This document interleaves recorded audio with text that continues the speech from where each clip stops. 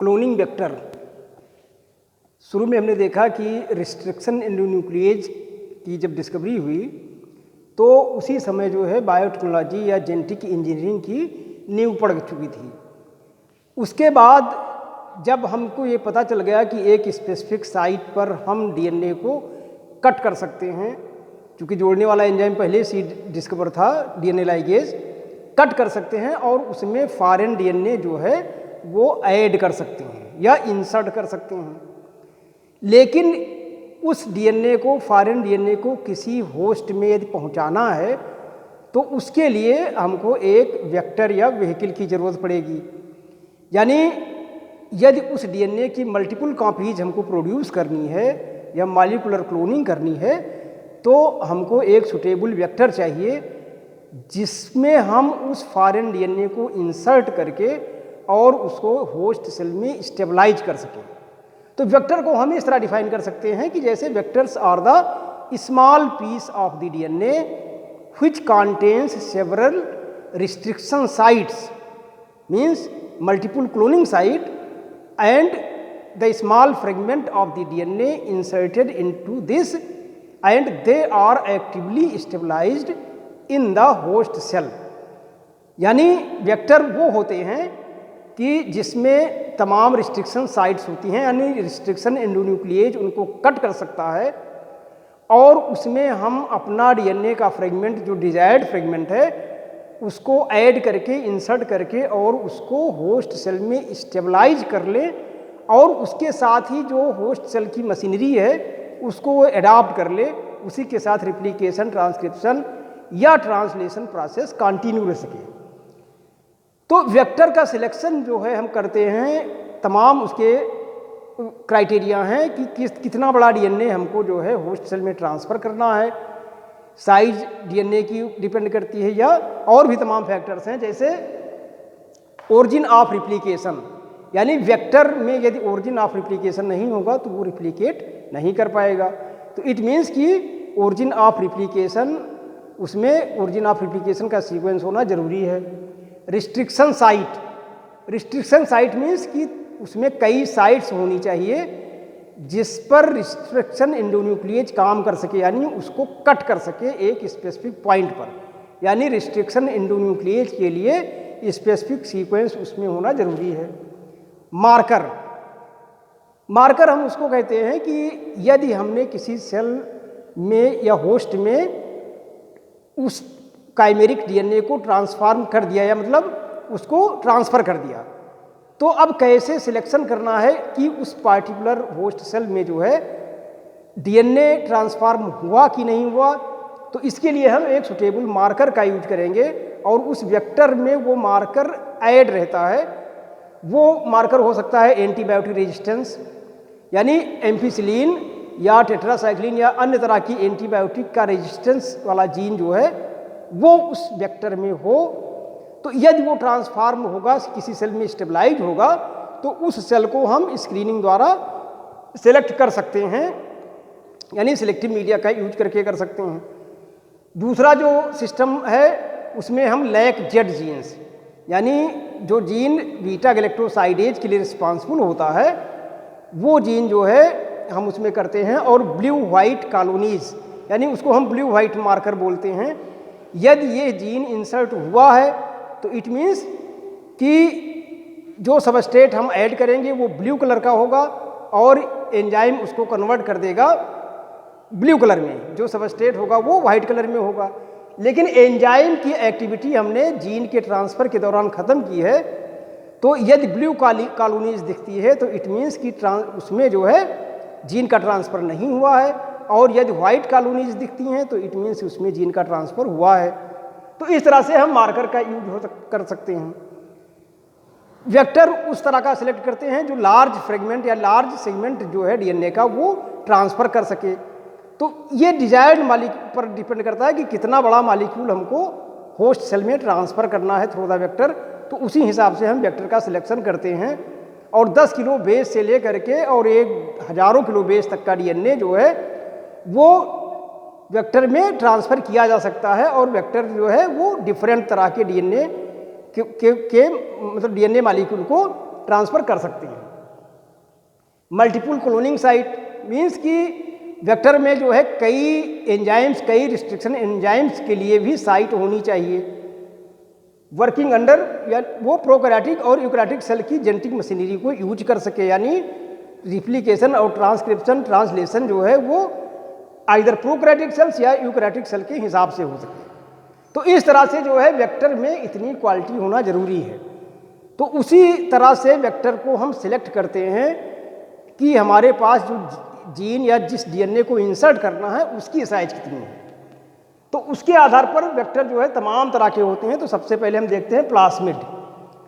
Plasmid ये extra chromosomal DNA है, bacteria में पाया जाता है और अनयूजुअल प्रॉपर्टी जो बैक्टीरिया की होती है, जैसे एंटीबायोटिक रेजिस्टेंस है या डिग्रेडेशन ऑफ पेट्रोलियम प्रोडक्ट्स है या केमिकल्स है, तो इसके लिए जो है प्लास्मिड के जीन जिम्मेदार होते हैं।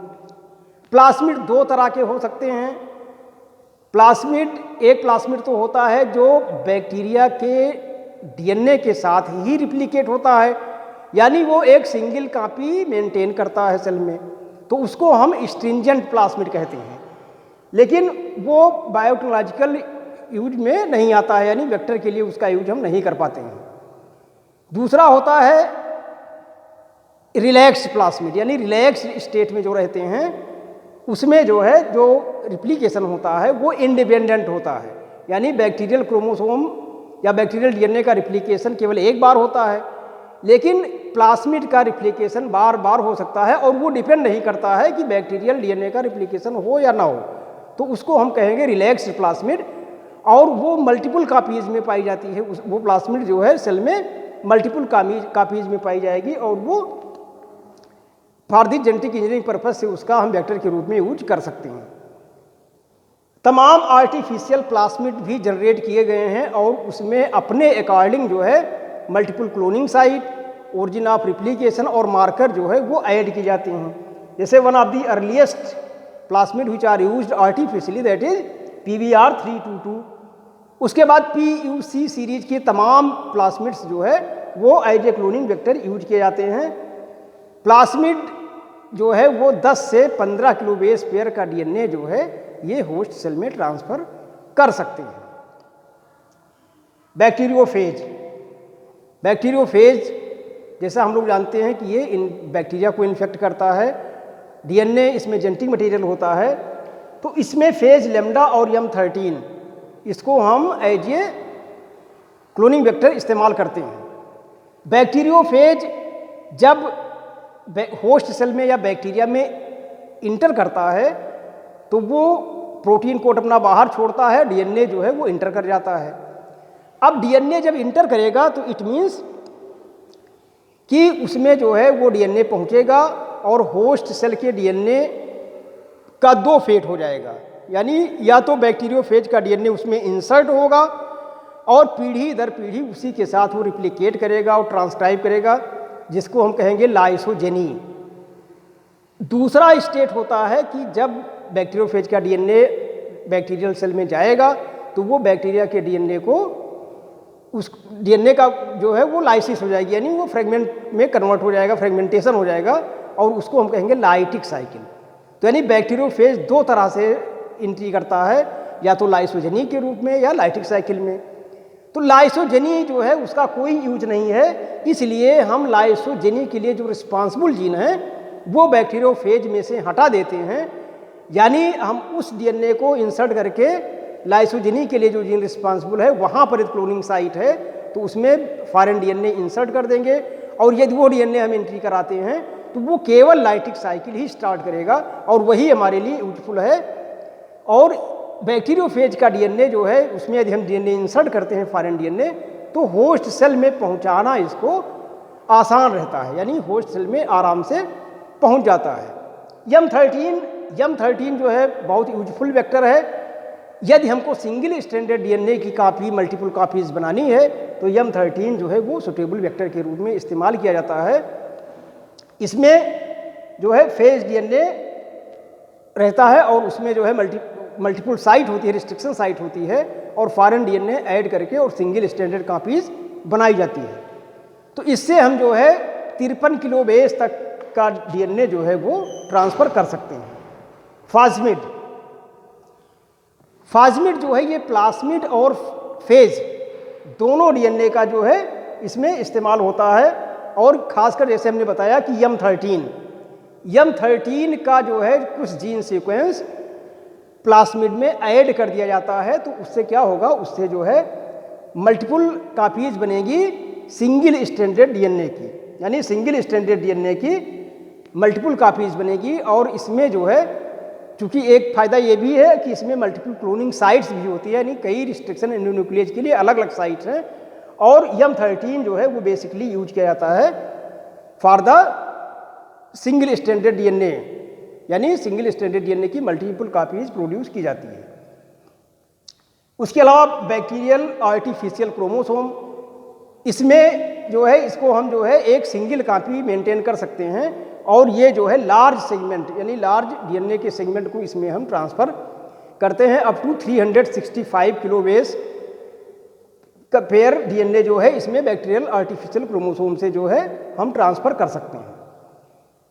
YAC yeast artificial chromosome, yeast artificial chromosome जो है ये काफ़ी बड़े डीएनए फ्रेगमेंट्स को ट्रांसफ़र करने के लिए इस्तेमाल किया जाता है, और ख़ासकर यूकैरियोटिक सेल्स में जो है इसका ट्रांसफ़र कर सकते हैं। और इसीलिए जो है YAC वेक्टर का यूज जो है जीन मैपिंग में, खासकर ह्यूमन जीन मैपिंग में इसका ज़्यादा उपयोग होता है। और ह्यूमन जीनोम प्रोजेक्ट, यानी ह्यूमन जीनोम प्रोजेक्ट जो चलाया गया था जिसमें ह्यूमन में जितने भी जीन्स हैं उनको सबको आइडेंटिफाई करना, तो उसमें YAC वेक्टर का ज़्यादा रोल देखा गया। ह्यूमन आर्टिफिशियल क्रोमोसोम, ये भी ह्यूमन आर्टिफिशियल क्रोमोसोम यदि कोई जीन डिफेक्ट है, या खासकर ह्यूमन में, ह्यूमन सेल्स में यदि कोई जेनेटिक डिफेक्ट है या कौन सा जीन डिफेक्टिव है, उस सब की स्टडी के लिए human artificial chromosome as a vector इस्तेमाल किया जाता है, और उसमें भी हम large fragment of the DNA transfer कर सकते हैं।